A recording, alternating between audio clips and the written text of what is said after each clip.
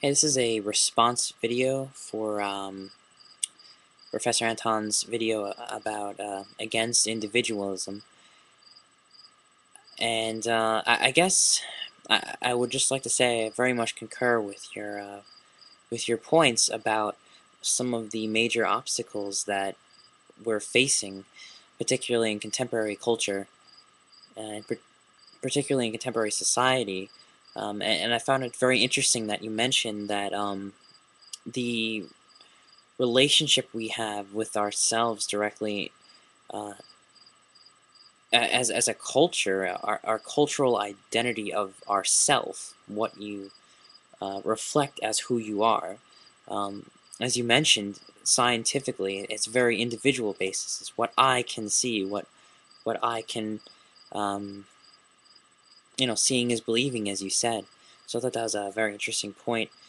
Um, and as you said, it's not necessarily critiquing science; it's a particular method, but as time has allowed science to become more prevalent in society, um, that sort of thinking has become sort of rampant. I mean, this whole individualism thing is a major component in modern society. Um, and you also mentioned that the fact that we can walk around and let's say you see me and I have the experience of being this headless entity floating around in this Um, I wouldn't call myself a machine, but my body, almost like in a dreamlike sort of state where I have a body, but I'm not really seeing myself the way you're seeing me. Um, and the fact that we all have that experience is in itself pretty fascinating, and it's something that we don't really think about that much, actually. I mean, now that you've mentioned it, we don't really think of ourselves as these um, sort of more abstract selves that are sort of permeable and I guess to adding on to what you're saying, we are this strange sort of self, but only a self in relation to what is always inpouring, what is always what we're always connecting and touching with in the world out there. So I guess I would add to what you're saying, and that we seem to be relational beings as well. If we're going to do this um, exploration of uh, our identity and our individualism. But I guess another very important point you mentioned was the fact that we all have this sort of this dreamless sleep, this deep sleep that we all kind of go through and then somehow come together at the other end and then walk about every day. And, all 6.2 or however many billion of us are alive go through this day in and day out. Every single day we go in and out of this deep dreamless sleep and our conscious seems to pour right back together, and we don't remember being, you know, in that depth of unconscious, I guess you could say. But nonetheless, it was there, and these sort of subtle nuances, these subtle components of consciousness, are very, I guess you could say, unexplored in contemporary culture.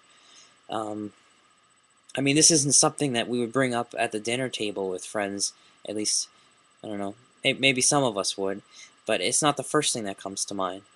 And if we sort of explore ourselves as this consciousness, as this permeable thing that is not really a thing in itself, but connected to the world to such a degree that every little thing sort of creates who we are. And it sort of creates a synergy of the experience of self, seemingly coming out of nothing. I mean, if deep dreamless sleep is like that, then the real um, trippy component of that might be even before we were born, we just seem to come out of this void in the same way.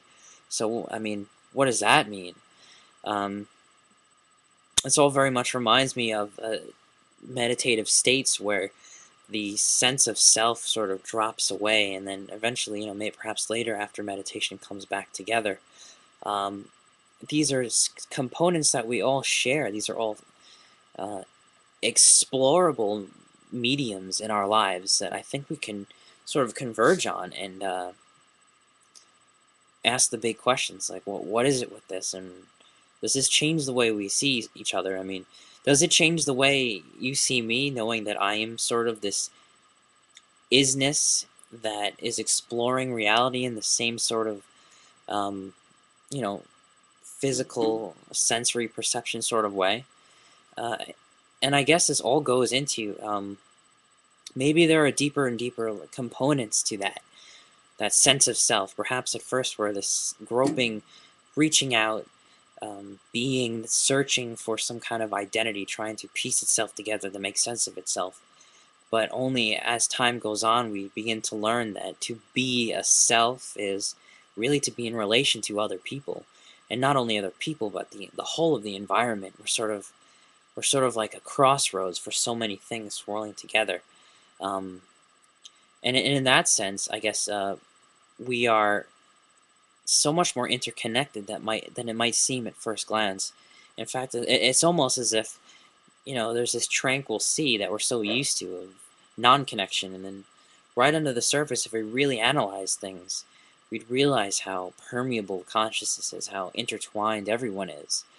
I mean, I suppose you could say the fact that we're speaking in this video is in its is in itself a sort of, um, reaching down or reaching into this sort of subtle component to being a person, to being conscious, to being a conscious being, whatever that means.